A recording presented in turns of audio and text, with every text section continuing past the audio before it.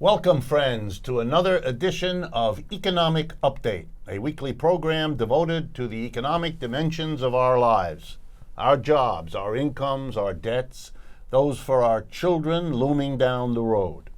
I'm your host, Richard Wolff. I've been an economics professor pretty much all my adult life. I currently teach at the New School University in New York City.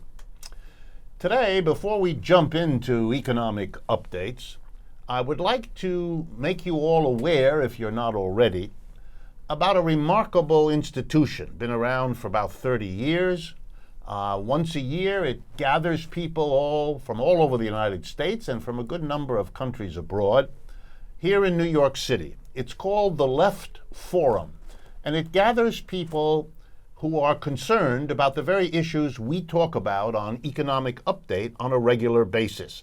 A broader set of issues than that, but focused on those kinds of concerns about the United States. It's an important event. It's the largest of its kind every year. So I've asked a good friend of mine, a fellow member of the board, Kristen Lawler. She's a professor at the Mount St. Vincent College in Bronx, New York. And I've asked her to tell us a little bit about the Left Forum, so that folks are aware that this kind of thing is going on in response to the kinds of topics we cover in this program. Kristen, glad to have you on the program. Thank you for having me, Rick. I'm glad to be here. So tell us a little bit about this annual event, the Left Forum. I do know that it's taking place from June 2nd to June 4th at the City University of New York, which is hosting it.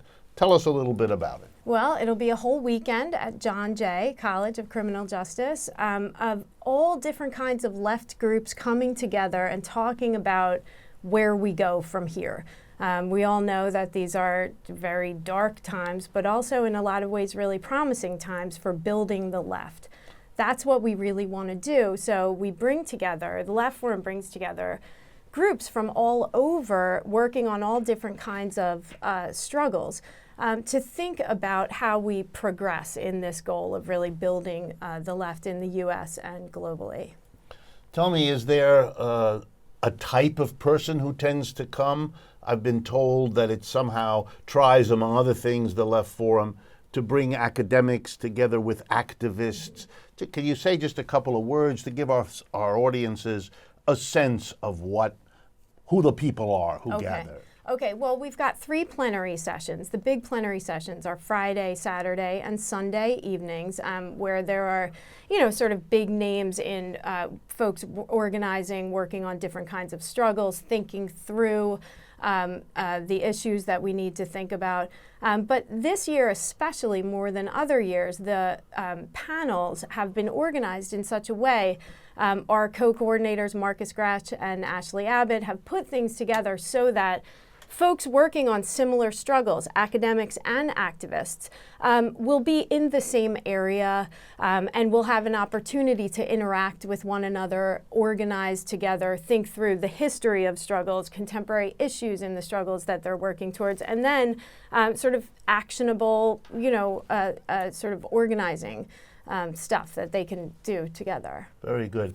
I understand that in recent years, the attendance has been between 4,000 and 5,000 folks. Yeah. Is that expected again for Absolutely. This one? Yes, it's huge. I mean, that's the thing. It's absolutely a singular kind of event because there are just so many people with a similar set of How political many panels interests. do you know? 350 plus panels, something like that. Yeah, it's remarkable. Must be an enormous amount of work. I think so, yes, put. Absolutely. Finally, could you tell folks if they're interested in more information about it, where's the best place to go? Please check out leftforum.org.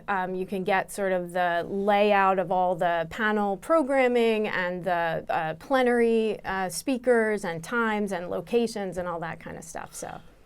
Professor Lawler, thank you very much for joining us. I really appreciate it, and I hope to have you back on the program talking about the work you do in the near future. Thank you, Rick. Let's turn now to the economic updates for this week.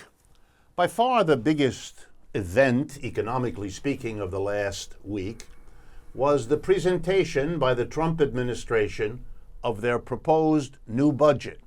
This is to be the budget of the federal government in fiscal year 2018 that starts later this year and runs into the latter part of 2018.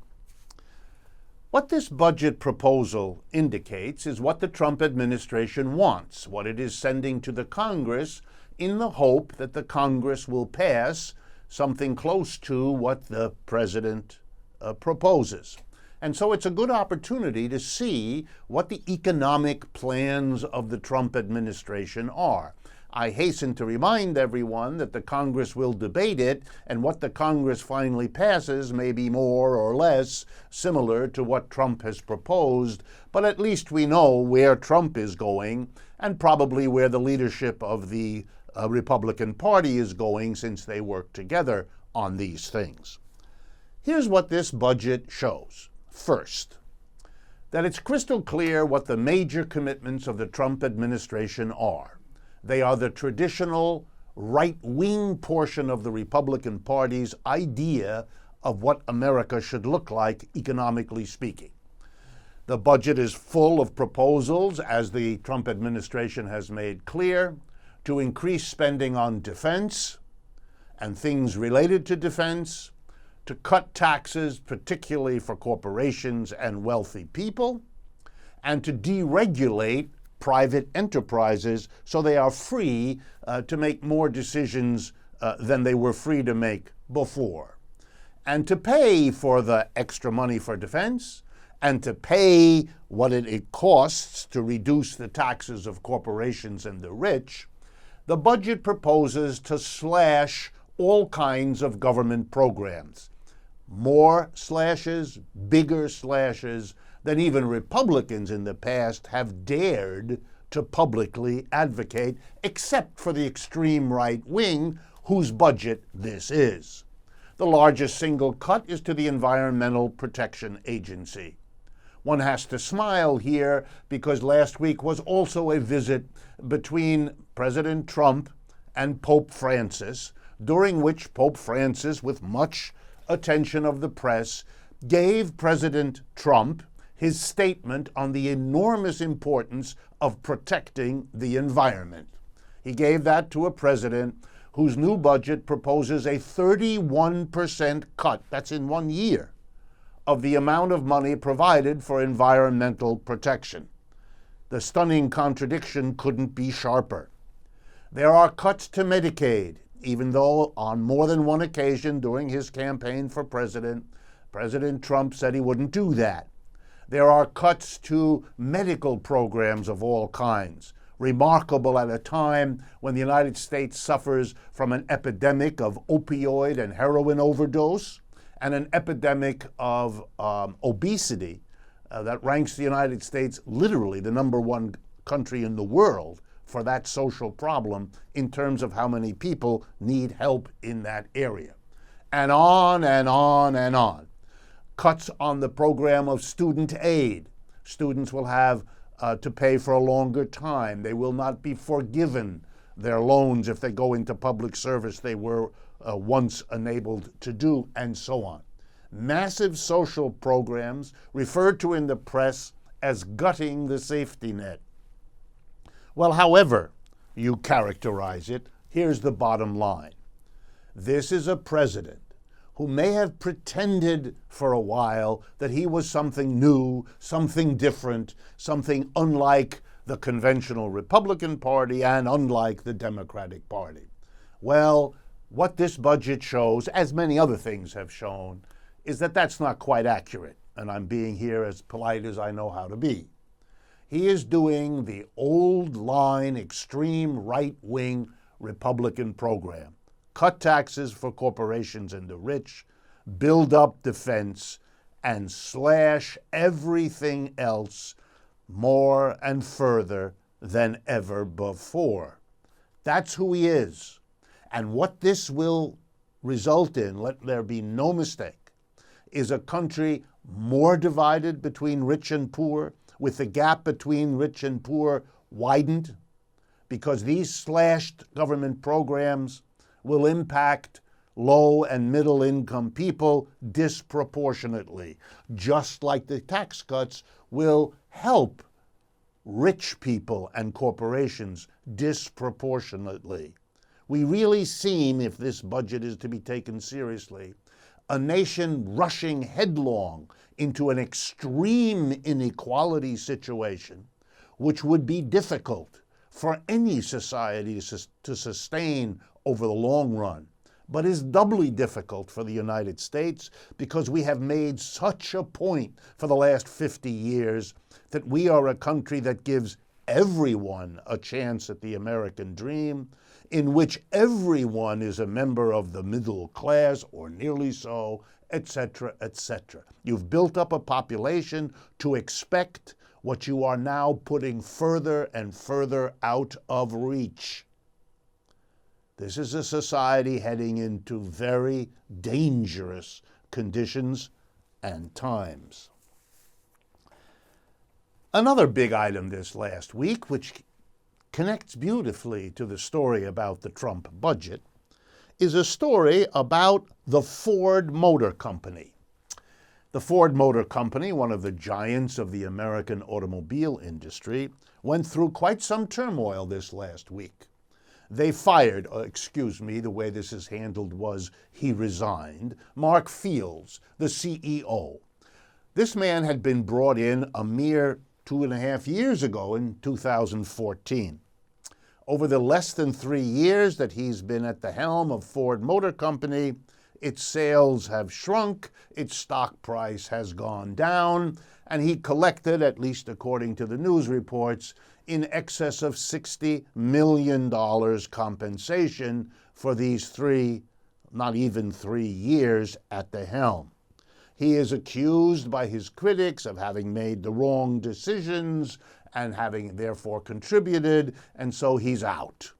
And a new fellow is coming in with all the praise and expectations that greeted Mark Fields 3 years ago when he was made the president of Ford Motor. Why am I interested in this? Why is this an important update? Well, there's several reasons. First, Ford Motor Company is an enormous part of the American economy. Ford Motor Company has an employee size of 200,000 employees, making it one of the largest companies in the country, if not in the world. Half of those employees are here in the United States. And as part of this shuffle of their leading executives, they also announced a 10% cut in their workforce. If 100,000 people in America, in the United States, are employed by Ford, which is what they say, and you're cutting 10%, we've just been told that 10,000 Americans are going to lose their jobs in the auto industry. That's 10,000 families whose breadwinners are going to be out of work.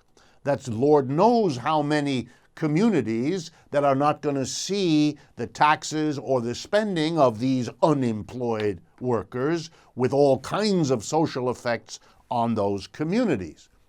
And at a time when President Trump says he's going to build up jobs for Americans, well, Ford Motor Company has made the decision not only not to build up jobs for Americans, but to take 10,000 away from Americans.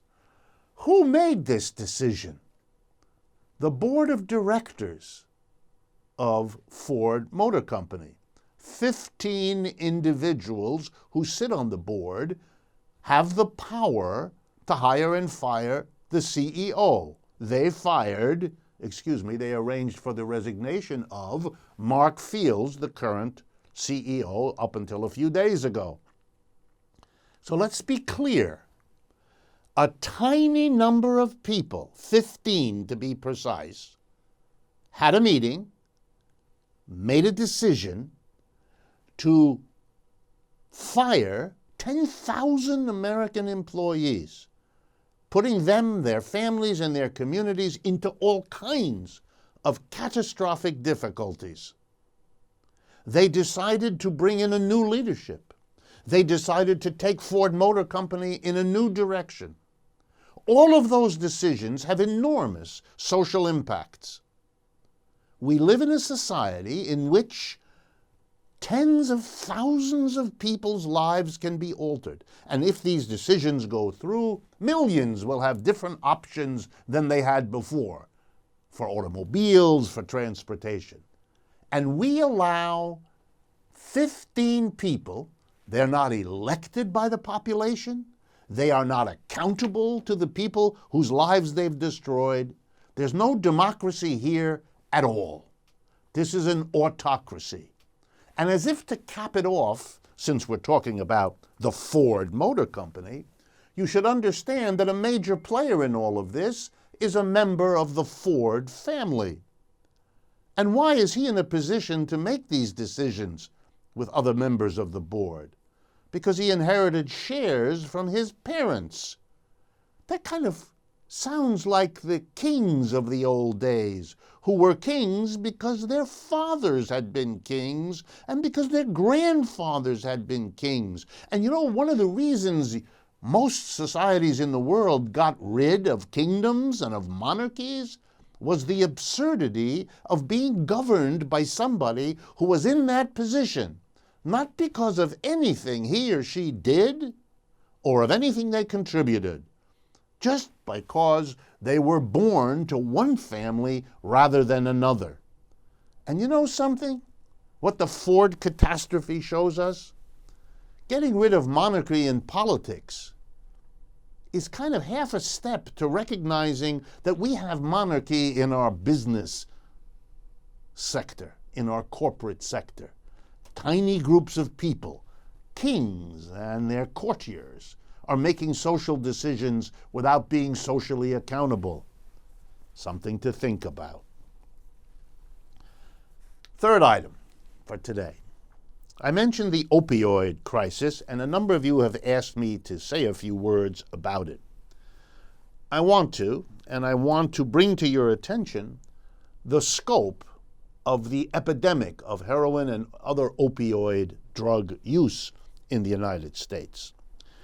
Let me give you an idea. Between 2002 and 2013, these were the best data I could come across with, heroin-related overdose deaths in the United States rose by 286%. In other words, from 2002 to 2013, that's 11 years, folks, the number of people dying from use of heroin tripled, or just nearly tripled. And I wanted to break down a little bit who is using on this scale. You might be surprised. Where is the increase coming from? Well, the majority users are males, but the growth over the last 11 years has been much faster, twice as fast among women than among men.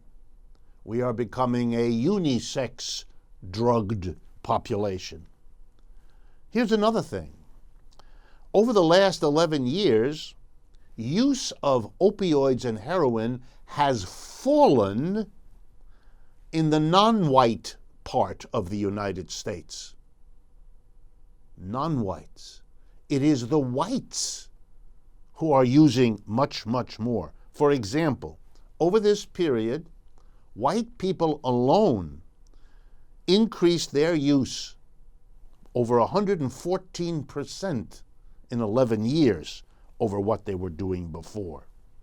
And the rest of the sad story. The poorer you are, the more you use these kinds of drugs. And likewise, the less insurance you have that you need to cope with this, the more likely you are to be a drug user. It could be coincidence that the economic decline of American capitalism before, but especially after 2008, it could be a coincidence that that decline hurt so many people, particularly white working class people who were impacted more strongly than they have in the past. The non-white parts of the population are all too familiar with economic instability in the United States as they bear the brunt most of the time. But it has now become so big, the economic decline of this country, and the inequality so enormous that white people cannot escape the same effects that have afflicted others. And here it shows up in drug use, in drug abuse, and in deaths from opioid drugs, many of which are sold by drug companies, and of course, illegal use of heroin. Next item. A remarkable story that got very little coverage in the United States. Over the last week, a referendum was held in a European country, namely Switzerland. And it was pushed by petitions that were carried around by the Swiss people to get signatures of Swiss citizens. And the referendum was in favor of disconnecting Switzerland from nuclear power as the way to generate the electricity the country needs. Predictably, those who are involved in nuclear energy production, the companies that make profits from it, spent a lot of money trying to persuade the Swiss voters to vote against this. And a mass of people wanting to make Switzerland a nuclear-free zone, a country without nuclear weapons and a country without nuclear energy, so it never faces anything like 3 Mile Island or any of the other disasters, Fukushima, and so on. And, interestingly, the Swiss people voted clearly in favor of the referendum. Switzerland will now close down 5 nuclear energy facilities that they had built, because that's what the Swiss people want, and they put that to a vote. Another country that has been remarkably more courageous than the United States has been Canada. Canada, over the last week, took the final steps to make it illegal for an airline to overbook the seats on its flights. We all know, because it got wide coverage a few weeks ago, when United Airlines was caught by alert passengers with smartphones dragging a doctor out of the seat he had booked in advance, paid for, etc., in order to save money on ferrying members of its crew from one city to another, ejecting and bloodying the nose of this doctor, yanked out of his seat by security personnel because the airline had overbooked seats. There's been a lot of wringing of hands. There's been a lot of statements, not just by United Airlines, but by several other airlines in the United States who were caught doing similar things, that they have been reformed, they have been cautioned, they won't do it again. We're supposed to rely on the same management of the same airlines that condoned, we don't know how many such incidents. This is the one that came to light because of alert fellow passengers' smartphones. Canada isn't relying on agency and airline managements. It passed a law saying it is illegal to overbook, knowingly and intentionally, the seats on your airplanes. Guess what, folks? That may hurt a little bit the profits of Air Canada and other airlines subject to Canadian law, but it increases the safety and it increases the service quality to people who buy tickets on Canadian airlines. They can't get that service and they can't get that comfort in the United States and any place else that will not follow suit to the steps that the Canadians have taken. Another item. Treasury Secretary Mnuchin made it clear in statements this last week that earlier remarks by Trump and others that they were going to reinstate a version of the Glass-Steagall Act passed in the 1930s in the wake of the Great Depression then, they're not going to do that anymore. They've backed away from that, and that became pretty much official this last week with statements from Secretary of the Treasury Mnuchin. To remind you all, Glass-Steagall, the name of two legislators back in the 1930s, was a bill that said we can do better to avoid future catastrophes if we do not allow banks to use depositors' money and other money that isn't theirs to make risky bets. And the way this was to be handled was we are going to forbid the banks that take deposits for checking accounts and your typical savings account of people. They couldn't make risky bets. There would have to be separate banks, we call them investment banks rather than commercial banks, and only investment banks could collect money from people who knowingly risked it with the bank and then take risky investments with the people's money who did that on purpose. It couldn't use depositors' money whose main interest is to be able to get their deposits. Well, this separation of commercial banking from investment banking was the law under Glass-Steagall from the middle 1930s until the end of the 1990s. That's how long it took for the banking industry to evade, avoid, water down, and then finally have enough power to repeal Glass-Steagall in the 1990s. And the president who signed the repeal, Bill Clinton. So this was a joint effort of Republicans and Democrats. So by 1997, the bill is, the Glass-Steagall Act is on its way out. Isn't it remarkable that 8 or 9 years later, we are collapsed into the great crash of 2008, led into that crash in good part by banks misusing and taking extraordinary risks with other people's money, and those risks exploded, taking the whole country down. And we thought Mr. Trump made statements that he was going to reinstate it so that we don't have these crises in the future. But such is the power of the big banks.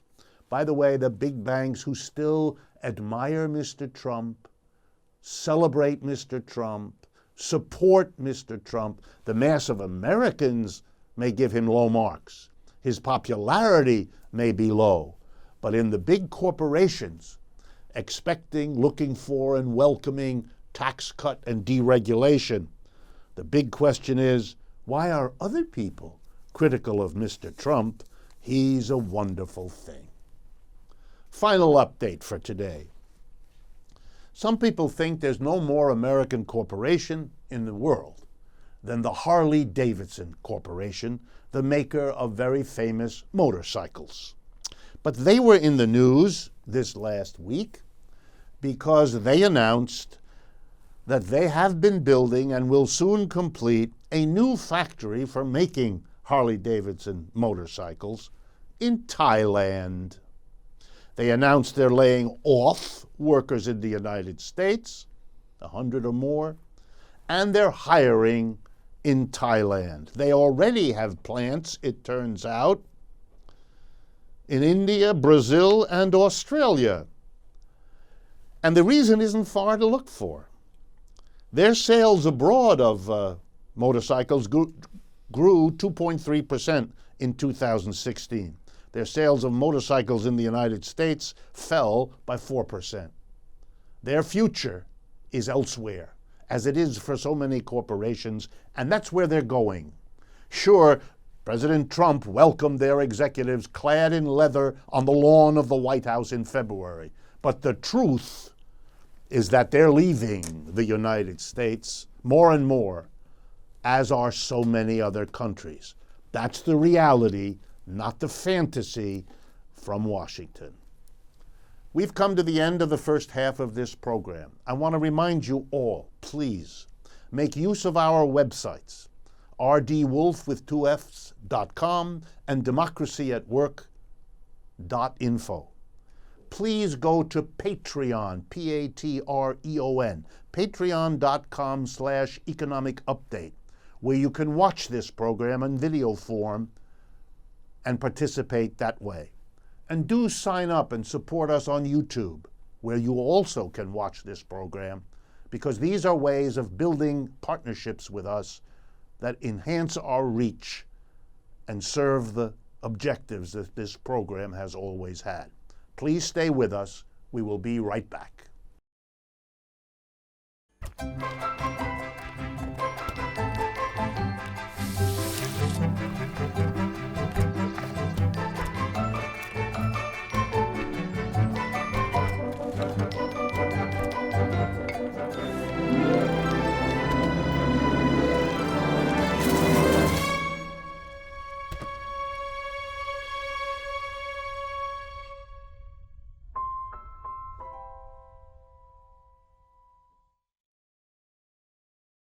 Welcome back, friends, to the second half of today's edition of Economic Update.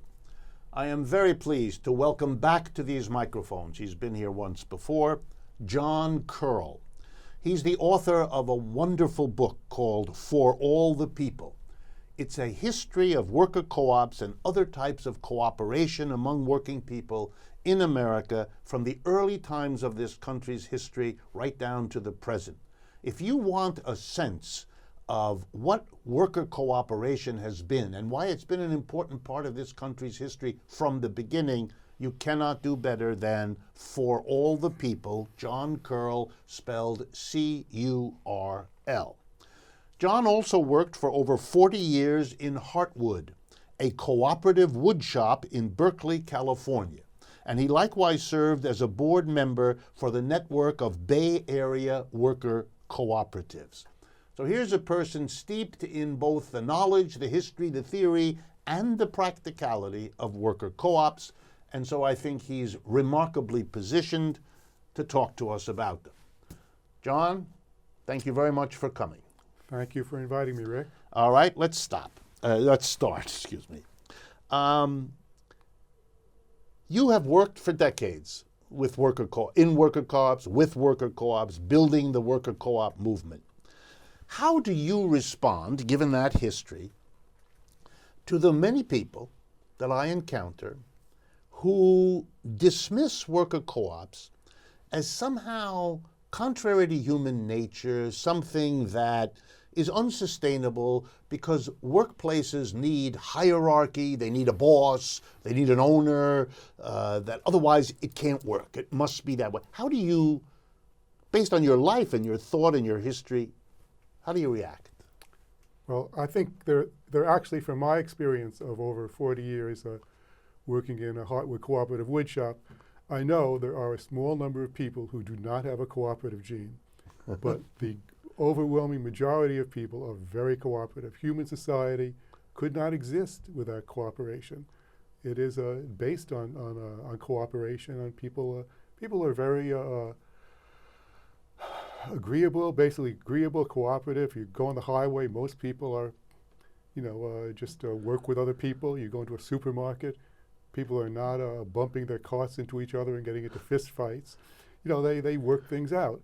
It's, this country was built on mutual aid. Like every immigrant group who came here, literally 100% of every immigrant group set up cooperative structures among themselves. To survive here. To survive. Right. To survive. And native culture here is based on cooperation and and community solidarity. And I think really just the opposite is true. That we live in a society that promotes the part of human nature which is competitive and which is individualistic, and that is just a small part. And you can by putting people in a social situation where there's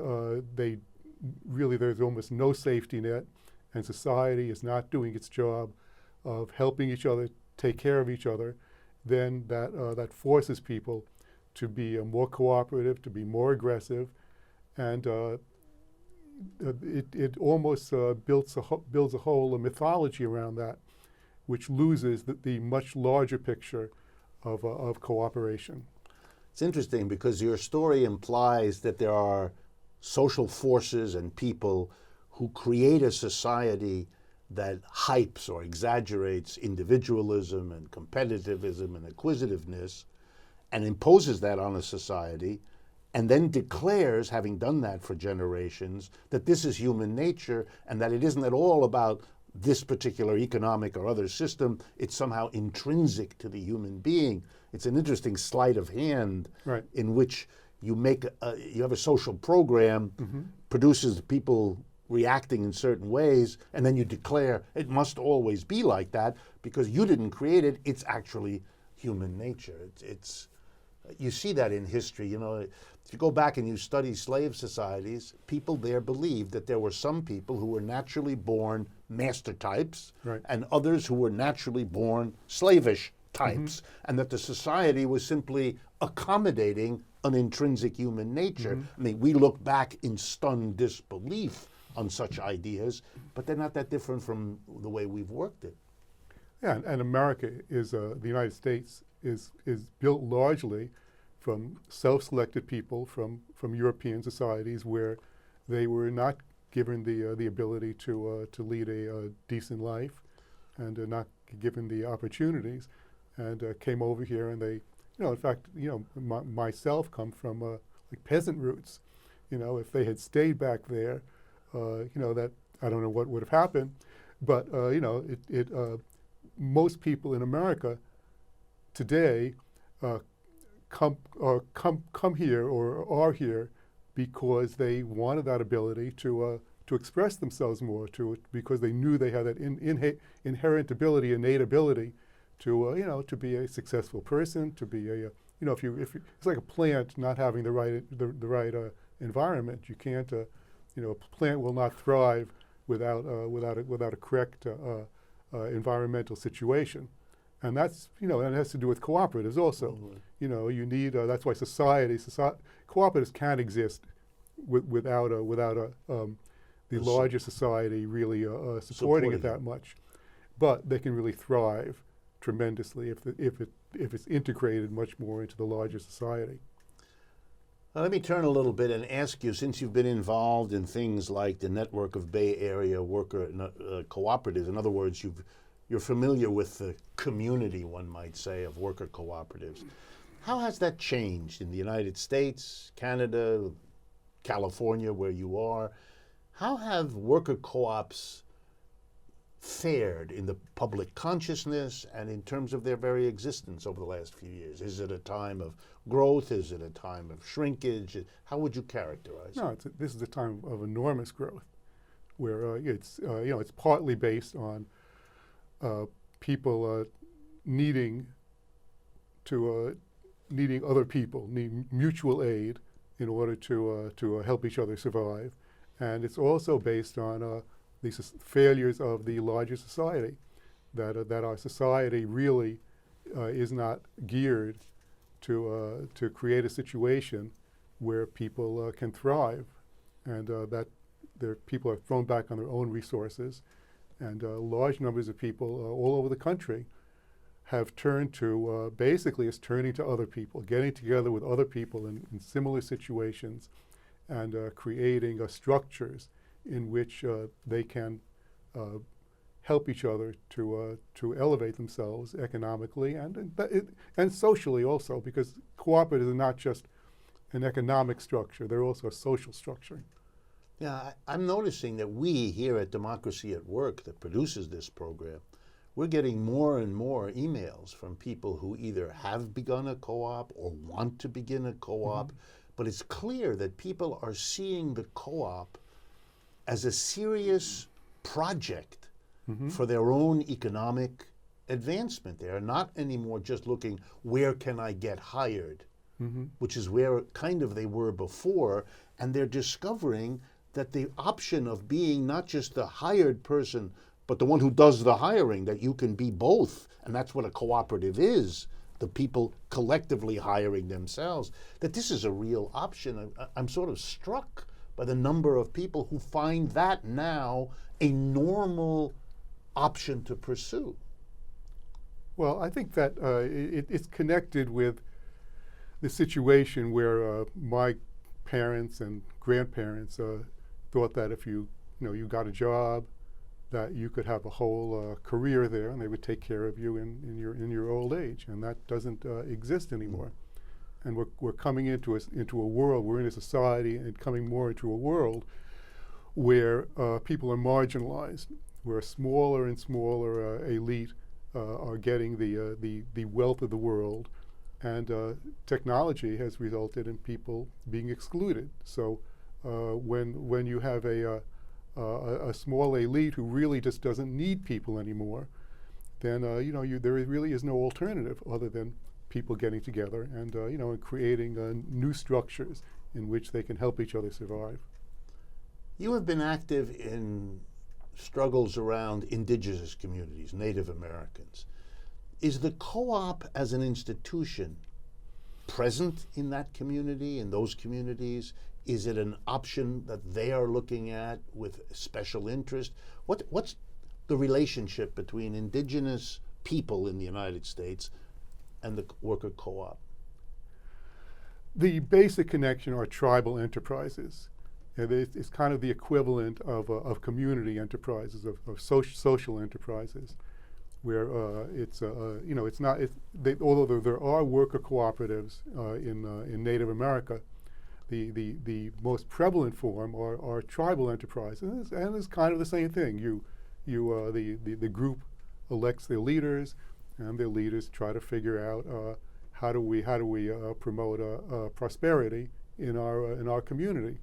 And it's through community enterprises, and there are distinctions between worker cooperatives as a group of people and inherently surrounded by just themselves, and actually they're not today just themselves because there are other organizations in the community which are connected, like in the Bay Area, the network of Bay Area worker cooperatives, most over about 60 worker cooperatives are members, and you get, certain benefits from being connected with. So they help each other in various ways. Yeah, they help each other. For example, if you're having some problem, problem with certain, two individuals in your group are having problems, you can hook in with the network and get some intervention there. Yeah. There's numerous ways that people can help each other. Okay. Here's something that's concerned me for a long time. It upsets me, to be honest, that I enter into a conversation with someone about worker co-op as an alternative to the capitalist, hierarchical, top-down corporate model, and they listen to me politely. And then when they respond, I could immediately pick up that in their minds, a worker co-op is something that poor people should engage in, or that it makes sense for poor people to want that. In other words, it's a mechanism to help people get out of poverty, but they don't want it to be seen as an alternative to the conventional capitalist way of doing business. They don't want to see it as a social change. They want to see it as helping the Native American community or the African American community or some urban poor community. How do you find this issue? Does it arise in your work, and how do you deal with it? My reaction is that we're in a world where there's no other side to that. In other words, we're not in a society where there's a small group of poor people who can be raised up and then everything is fine. It's a society in which enormous amount of poverty is structured into the society, so that the society, at least international capitalism, really has no interest in dealing with that, since everything is organized just to channel wealth into a small elite, and then they can be empowered with it. So so I would say that they don't understand, or they have just no experience. First of all, they have no experience with cooperatives, and they're also giving a false view of the world. the world is not it's not structured so that there is just a small group of poor people that you can help, and you raise them up. It's like the tide raises all boats. It doesn't raise all boats. And the world that we're in now, in my opinion, really, in order to make the world work for our grandchildren, and even to get through this century, we need to structure a different kind of economics for people that this economic system is not taking care of. And you see worker co-ops as central to that process. I see, absolutely. I think that really is the only solution. Yeah. Worker co-op variations of it can be changed. It can vary from place to place and situation to situation, but I think there really is no alternative to people getting together through different forms of mutual aid and social enterprises and community enterprises, because the capitalist system is simply not geared towards providing a decent economic life for the vast majority of people, and it never will be. It's just not. It's just not what it's not what it's geared for. It's not what it's organized for. Not only in this country but internationally. So I think many people all over the world, many millions of people are realizing that in order to have a livable world, we really have to reinvent the economic system, and that there is no alternative to doing that. That it's either an utter disaster that we don't even want to think about, or re-envisioning the possibilities of creating an economic system that does provide for people and is based on humanistic values of caring for people, based on community, and not based on simply individualism and competition and profit. Let me pick up on that. In the last election here in the United States, one candidate and only one of the two major parties, I'm not talking about the smaller parties where there were people who talked about worker co-ops, but among the major candidates, only Bernie Sanders had on his platform a few words. It wasn't much and it wasn't very concrete, but he gave a nod to worker co-ops as something that he would foster or support or encourage. None of the Republican candidates, including the President of the United States now, nor Mrs. Clinton, deigned even to do that. But that is a piece of evidence that there's something happening that a major party candidate, at least one, saw fit to give a nod to co-ops. Much more impressive is what Jeremy Corbyn in England has done, and that's what I want your reaction to. Jeremy Corbyn, the relatively new leader of the British Labour Party, the second party of Britain, took a position publicly and on paper that his party, if elected to become the next government of Great Britain, or whenever it would be elected, would pass a law basically to create a worker cooperative sector of the British economy. And the law's two key provisions, as I read it, were the following. First, that they would pass a law that said any existing enterprise in Britain currently could continue in the same form if it stayed the way it was now. But if it decided either to close itself, cease functioning, bankruptcy or something like that, or if it was thinking of selling itself to another company, or if it was thinking of becoming a public company that is issuing shares the way a stock company does, that it would have to give to its own workers something called the right of first refusal, namely that it would have to offer its own workers to sell the company to them, to be reorganized as a worker co-op. If the workers couldn't or wouldn't do it, then they would be free to do any of those other things, but they would have to give their own workers what's called the right of first refusal.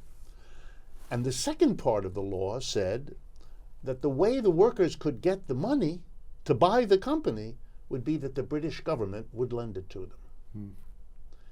That's an amazingly more developed notion of building a worker co-op, not in a small country and not in a particularly poor country, but in one of the hallmarks of world capitalism, because their problems in the minds of their second party, major party, are so severe along the lines of what you just said. They're basically saying our capitalist system can't do it for Britain. We need to develop, as a matter of policy of the government, to create what you earlier called that environment, that fertile soil within which a worker co-op could go. What's your reaction? That's tremendous. And and actually the United Nations a number of years ago At a year of the co-op. Yeah, and they requested every government of the world to get into a partnership with their cooperative movement to work on exactly this project, and it can take different forms. It has to do, this has to do with like a political will. If you recall, Margaret Thatcher famously said, "There's only individuals, there is no society." There is no alternative to capitalism. Yeah, right? Tina. Yeah, right. So, but there is a society, and once your goal, if your goal it really is to create that soil, to not to take care of everybody in the sense of 19th century or 20th century state socialism where the government is doing everything, but if the government's role is to create that soil in which people can grow, can get together, and work things out among themselves, and using their own energy and their own creativity and their own initiative, and with combining it with other people to create enterprises that are valuable to the society and valuable to their communities. I think that is kind of the basic role of government in the 21st century. If we want to have a successful 21st century, we have to go in that direction. Now, to the degree that what they're doing there is a first step. It's not a panacea, and you don't want to deal with it in a really formalistic way. You have a goal, and then you have these various different ways of getting there. But you want to always keep your eye on the prize, which is a decent society based on human values that we and our grandchildren can live in, and to have a planet that we can that we can leave to future generations. It requires that kind of those kind of policy decisions that put those structures as a top priority.